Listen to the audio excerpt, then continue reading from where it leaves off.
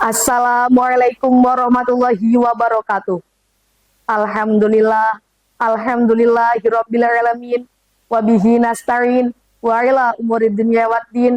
Assalatu wassalamu ala asyrafil anbiya wal mursalin, wa ila alihi wa sahbihi ajma'in.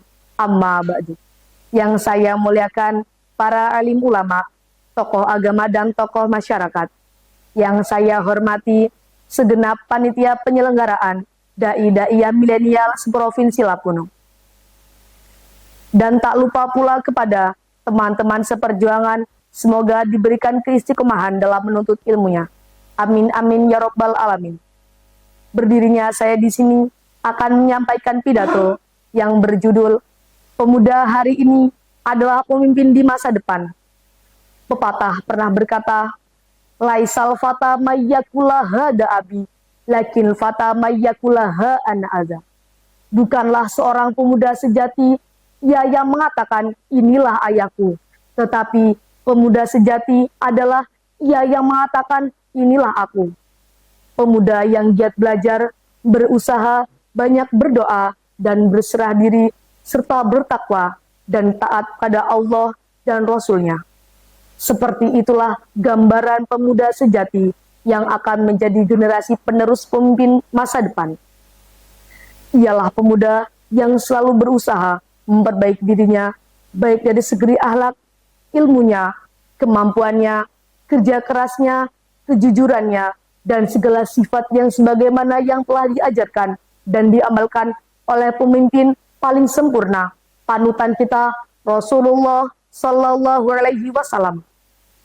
Melihat realita zaman sekarang ini, masih banyak pemuda yang hidupnya hanya untuk bersenang-senang, menghabiskan masa mudanya dengan penuh kesia-siaan. Mereka hanya memikirkan kesenangan semu tanpa menyadari bahwa semua itu akan dipertanggungjawabkan di akhirat nanti. Rugilah mereka, setiap detik nikmat hidupnya digunakan dalam hal yang dimurkai oleh Allah Subhanahu wa taala. Hidup dalam kemewahan, hasil kerja keras usaha orang tuanya, tanpa mereka mengerti apa makna usaha dan doa.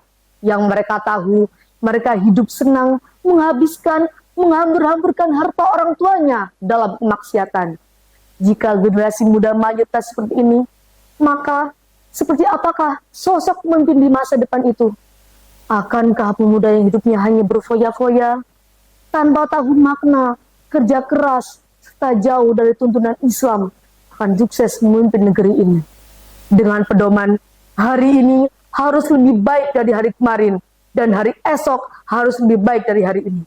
Maka yakinlah pemuda kini mampu menjadi pemimpin yang semangatnya tetap menggelora seperti jiwa-jiwa muda, bijaksana, serta amanah terhadap umat di masa mendatang.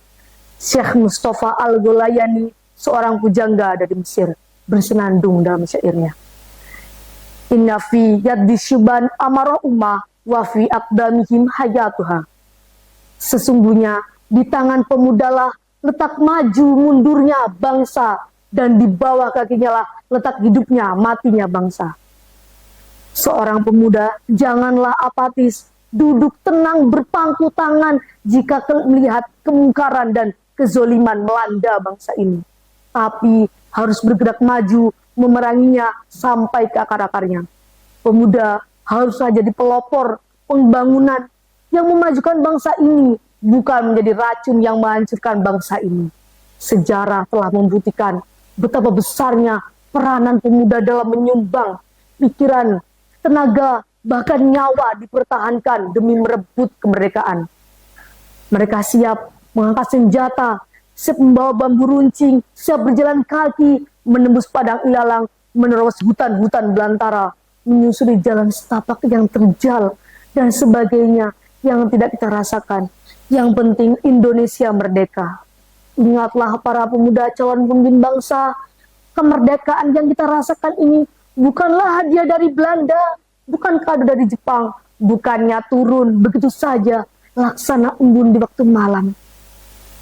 Tapi ditegakkan di atas untayan air mata, isak tangis, genangan darah, cucuran keringat, serta petik getir perjuangan para pemuda yang kadangkala mereka sudah gugur di medan laga dan tidak sempat merasakan nikmat kemerdekaan.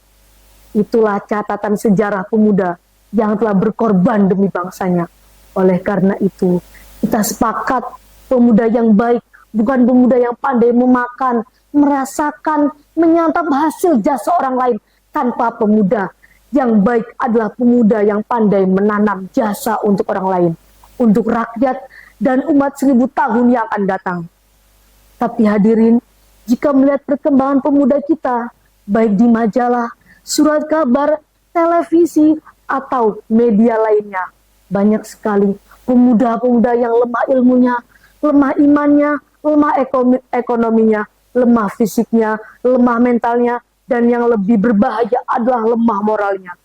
Sebagaimana Raja Pujangga dari Mesir, Ahmad Syauqi bersyair, Innamal imamuma bakiat akhlakuhum faminal hamu zahabat akhlakuhum zahabu. Sesungguhnya bangsa itu tergantung akhlaknya. Jika baik akhlaknya, maka baik pula bangsanya. Jika buruk akhlaknya, hancurlah bangsa itu.